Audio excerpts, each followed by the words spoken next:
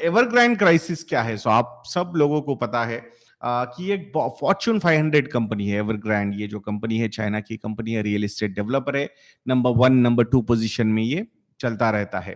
But अभी काफी ज्यादा प्रॉब्लम में आ चुका है। $300 बिलियन से ज्यादा की डेट इस कंपनी पे है। और अभी लास्ट वीक में जो डेट रीपेमेंट का एक ड्यू था उनका, वो नहीं कर पाए। उनको अभी और 30 डेज दिए गए हैं। और अब क्या होगा 30 डेज के बाद, वो हमें देखना होगा। सो ये जो चीज है, in a way this is a default. और इस डिफॉल्ट का जो इम्पैक्ट है, वो कैस्केडिंग इम्पैक्ट बहुत ज्यादा निगेटिव हो सकता है क्या? दैट्स द $1 बिलियन और $1 ट्रिलियन क्वेश्चन, ऐसा लोगों को लग रहा है। भाई यही वो इम्पैक्ट है। Everybody has started comparing it with Lehman crisis. जो लेहमन क्राइसिस हुआ था 2008-9 में, उस क्राइसिस के साथ इसको कंपेयर किया जा रहा है। तो ये कितना सही है, कितना गलत है, इसके बारे में बात करेंगे। सो ये एक बहुत बड़ी कंपनी है। और अगर आप देखोगे 1300 से ज्यादा प्रोजेक्ट्स इनके चल रहे हैं। 280 सिटी से ज्यादा सिटीज में उनके प्रोजेक्ट्स है।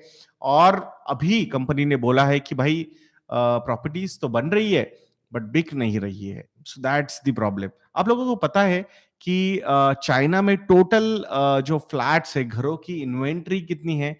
इतने घर खाली है चाइना में, घोस्ट टाउन्स बोला जाता है उनको, कि आप पूरे यूरोप की पॉपुलेशन लाके रख सकते हो, ऑस्ट्रेलिया की पॉपुलेशन लाके रख सकते हो, कनाडा की पॉपुलेशन लाके रख सकते हो, रशिया की भी पॉपुलेशन लाके वहां पे रख सकते हो। इतने सारे अपार्टमेंट्स वहां पे खाली पड़े हुए हैं। सो ये जो एक आर्टिफिशियल डिमांड क्रिएट की गई, जो एक्चुअल डिमांड नहीं थी, आर्टिफिशियल डिमांड क्रिएट की गई, उसका ये पूरा का पूरा नतीजा है कि now it is not sustainable. और ये जो कंपनी है, ये कंपनी सिर्फ रियल एस्टेट में नहीं रही, ये कंपनी ने बहुत सारे डाइवर्सिफिकेशन कर दिए। जो चाहिए मतलब हर एक इंडस्ट्री में इन्होंने अपना पैर फंसाने की कोशिश की। मतलब you will be surprised to know even they have bought one soccer team. और उस सॉकर टीम में भी अराउंड $200 मिलियन तक की इन्वेस्टमेंट इस कंपनी ने की हुई थी। सो ये जो चीजें होती है ना, मतलब you keep on, you feel like यार हमारी कंपनी तो बहुत ही बढ़िया है, and we will invest everywhere, and we will I think create value out of anything. So ये जो मिथ था, शायद ये मिथ यहाँ पे बर्स्ट होता हुआ हमने देखा है। और उसी का नतीजा है कि नाउ अब ऐसी चीजें अगर हो जाती है, अब बहुत सारे लोगों ने, हो सकता है अभी कोई प्रोजेक्ट बन रहा है, ऐसा तो नहीं है ना कि इन्वेंट्री है, बट हो सकता है 20-30% की अगर बुकिंग हो जाती है और बचा हुआ 70-80% अगर इन्वेंट्री बन जाती है, तो बेचारे वो जो 20-30% जो लोग हैं जिन्होंने वहां पे बाइंग की हुई है, और फिर भी प्रोजेक्ट कंप्लीट नहीं हो रहा है, so that's the biggest concern for them. So what ever your hard earn money is, वो एक्चुअली आप लूज कर रहे हो। और इसकी वजह से बहुत सारे प्रॉब्लम्स वहां पे क्रिएट हो सकते हैं, ऐसा लोगों को लग रहा है। अब ये जो कंपैरिजन है कि एवरग्रांड वर्सेस लेहमन, ये कितना सही है और कितना गलत है, इसके बारे में बात करेंगे। सो लेहमन क्राइसिस जो था, अब वो कहां पे हुआ था, यही ये थॉट प्रोसेस पे ज्यादा फोकस करते हैं। I am not going to discuss about Lehman crisis and Evergrande crisis, but ये चीजें एग्जैक्टली हुई कहाँ है, और वो इकोनॉमीज कैसी है, वो मार्केट्स कैसे है, उसका इंपैक्ट एक्चुअली क्या हो सकता है, उसके बारे में हम सोचेंगे। सो अगर आप यूएस को देखोगे, यूनाइटेड स्टेट्स ऑफ अमेरिका, तो ये जो कंट्री है ना, ये कंजम्पशन ड्रिवन कंट्री है। सो दिस पर्टिकुलर कंट्री, ऐसा बोला जाता है कि अमेरिका के कंजम्पशन की वजह से पूरी दुनिया चलती है। सो यहां अगर, और America is a net importer country, not net exporter country. So net importer मतलब अमेरिका में से एक्सपोर्ट्स कम होते हैं, बट इंपोर्ट्स एक्सपोर्ट से काफी ज्यादा होते हैं। So it's in a deficit, trade deficit में ये country, but it's okay, I think that's how they have been there. So ये जब अमेरिका जैसा, यूएस जैसा कंट्री जब रिसेशन में जाता है, या फिर ऐसा कोई बड़ा इवेंट होता है, and it's an open economy, it's a capitalist economy, nothing is hidden there. So सब चीजें आप लोगों के सामने है, उन्होंने कुछ छुपाने की कोशिश वहां पे नहीं की। विजाविज चाइना में एवरीथिंग इज क्लोज्ड, आपको एग्जैक्टली पता ही नहीं है एग्जैक्टली हो क्या रहा है चाइना में। So that's the difference. यहाँ पे ये कंजम्पशन ओरिएंटेड इकोनॉमी थी, इसके इंपोर्ट्स पे बहुत सारी कंट्रीज डिपेंड थी, एंड दैट्स व्हाई जब आप एक मेजर कंज्यूमिंग कंट्री, एक कंट्री जो पूरी दुनिया की जीडीपी को ड्राइव कर रही है, ऐसी कंट्री में अगर ऐसा कोई बड़ा इवेंट हो जाता है तो डेफिनेटली उसके कैस्केडिंग इंपैक्ट बहुत ज्यादा होते हैं। बट एग्जैक्टली ऑपोजिट है China. China is a net exporter country, वहां पे ट्रेड सरप्लस है, डेफिसिट नहीं है।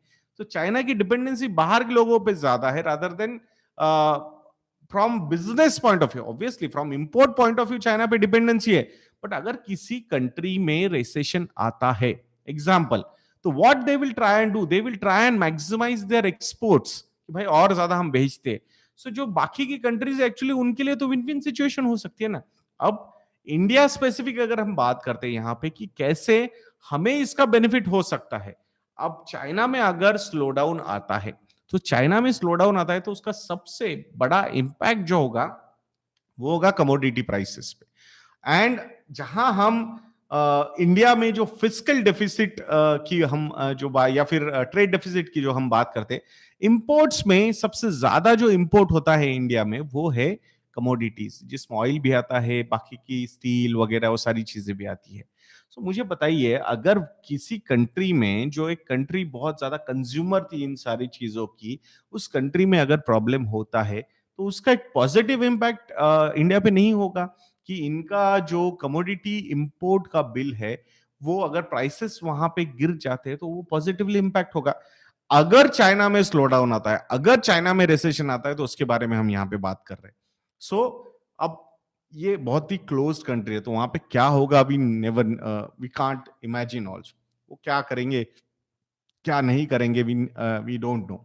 बट इसका ये सारा फैक्टर अगर आप पूरा चक्कर देखोगे, मुझे ऐसा लगता है कि शॉर्ट टर्म में हिकअप्स हो सकते हैं, but I think it will add a good amount of value. Plus जिस तरीके से एक डिपेंडेंसी चाइना पे बहुत सारी, मतलब पूरे वर्ल्ड की थी, अब वहां पे everybody because of Covid everybody is thinking about China plus one strategy. और उस चाइना प्लस वन स्ट्रेटेजी में मतलब चाइना के साथ हमें और भी एक कंट्री देखनी है जहां से हम हमारे प्रोडक्ट्स को, मतलब जो भी हमें लगते हैं इंपोर्ट्स, वो वहां से हम इंपोर्ट कर पाए उस पर्टिकुलर कंट्री से।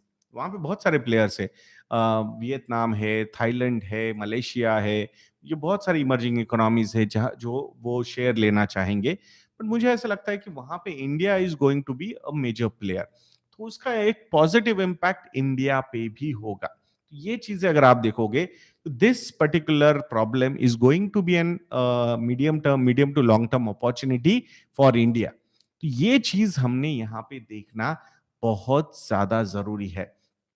अब हम लेमन क्राइसिस के बाद जो प्रॉब्लम हुए थे मार्केट्स में, या सब प्राइम क्राइसिस के बाद जो प्रॉब्लम्स हुए थे मार्केट में, एवरीबॉडी रिमेंबर्स कि भाई 2008 जैन 2008 में 20 से 21 हजार के बीच में सेंसेक्स गया था। सेंसेक्स की हम यहाँ पे बात करेंगे क्योंकि दैट इज द इंडेक्स, हम बहुत बार देखते हैं उसे।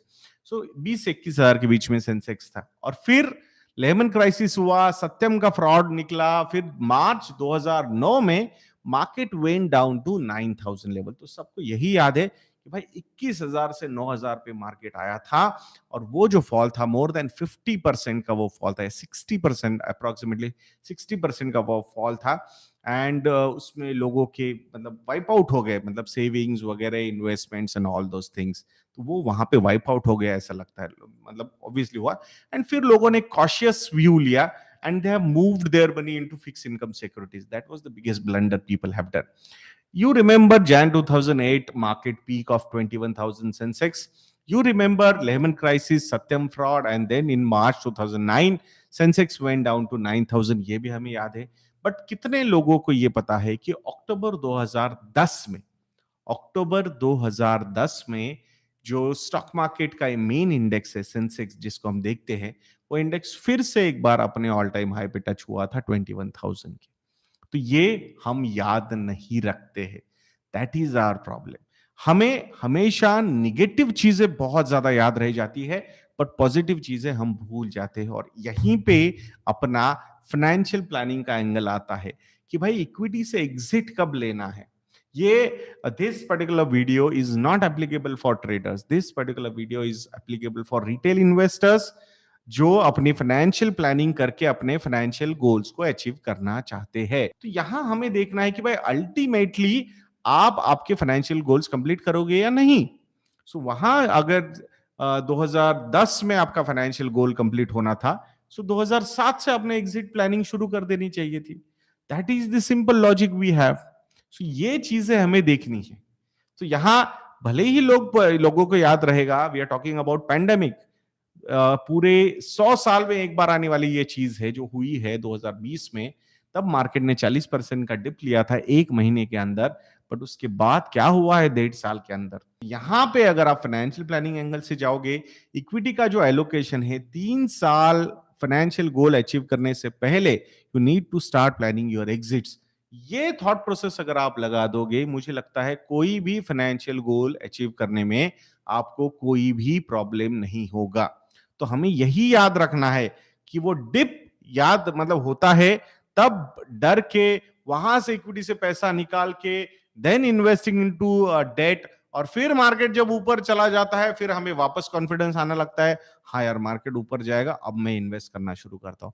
आई am not suggesting at this point of time you should not invest. I am not suggesting कि यहाँ पे बहुत बड़ा क्रैश होने वाला है, करेक्शन होने वाला है, बट ऐसे क्या फर्क पड़ता है अगर हो भी गया तो। अगर आप हम एक लॉन्ग टर्म इन्वेस्टर है तो हमारे लिए तो ये अपॉर्चुनिटी है ना, if you are doing SIP for next 10 years, और अब यहाँ पे जाके मार्केट अगर गिरता है तो आपको तो खुश होना चाहिए, these are your acquisition years. तो फिर वहां पे मार्केट ऊपर जाता है नीचे जाता है, इससे क्या फर्क पड़ेगा। मुझे तो खुशी होगी कि भाई मेरी रिटायरमेंट अगर 20 साल बाद है और मार्केट गिर रहा है तो I will acquire more and more number of units और more number of stocks if I believe in that particular business, if I believe in that business is earning visibility, if I believe in growth in earnings of that particular business, तो फिर मुझे कुछ problem वहां पे होना नहीं चाहिए।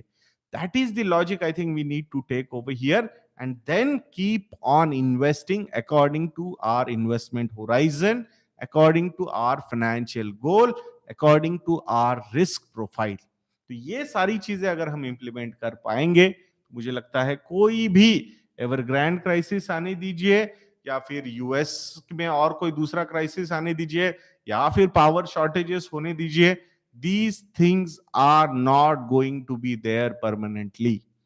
सो यहां हमें अगर एक अच्छा इकोनॉमिक जीडीपी ग्रोथ नजर आता है 7-8% का, एक गुड इन्फ्लेशन ऑफ 4 to 6% का हमें एक्सपेक्टेड है, सो 12 से 15% तक के returns from the longer investment horizon point of view हमें मिलने में कोई भी तकलीफ होनी नहीं चाहिए। प्रॉब्लम यह है in between too much of information available, बहुत सारे लोग वहां पे है आप लोगों को कंफ्यूज करने के लिए।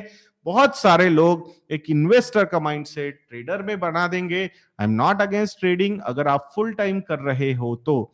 अगर आप पार्ट टाइम ट्रेडर बनना चाहते हो सो देन आपको बहुत सारे प्रॉब्लम्स हो सकते हैं। और ये मैं कुछ हवा में बातें नहीं कर रहा हूं, I have interacted with more than 10,000 people on these particular topics।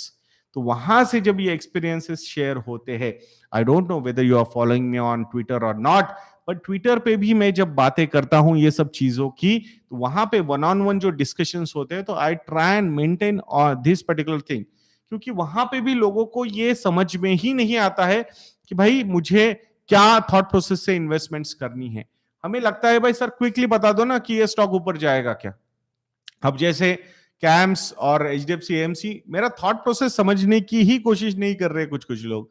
उनको लग रहा है नहीं नहीं आप तो गलत हो गए, आप तो गलत हो गए, ये कैम्स का तो क्या फर्क पड़ता है, कितनी सारी एएमसीज आ रही है तो कैम्स का तो बिजनेस बढ़ेगा ही। भाई बिजनेस बढ़ेगा, आई एम नॉट से आज अगर 30-35 लाख करोड़ रुपए का एयूएम है इक्विटी म्यूचुअल फंड्स का, हो सकता है आने वाले 5-10 सालों में वो 200 लाख करोड़ तक जाए।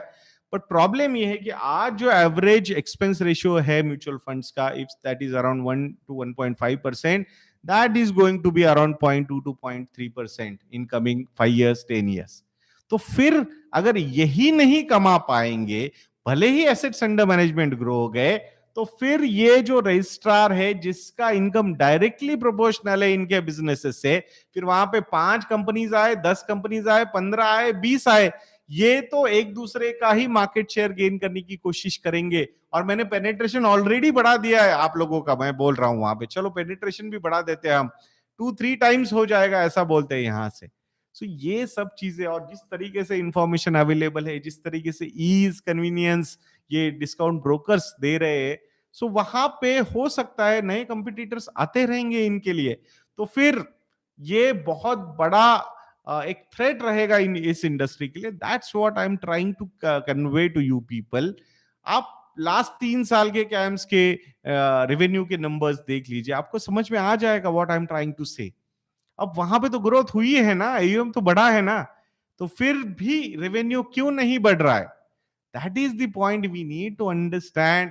बार्गेनिंग पावर जो है ये प्लेयर्स की बहुत ज्यादा है। ऑब्वियसली एक तो इनकम कम होगा इनका, भले ही एसेट्स अंडर मैनेजमेंट ग्रो होंगे, तो वो प्रेशर इन कंपनीज पे आएगा ही आएगा, और ये प्रेशर ये अपने रजिस्ट्रार्स पे ट्रांसफर करेंगे ही करेंगे। तो ये चीजें हमें याद रखनी होगी और उसके हिसाब से ये सारे फैक्टर्स आपको देखने हैं।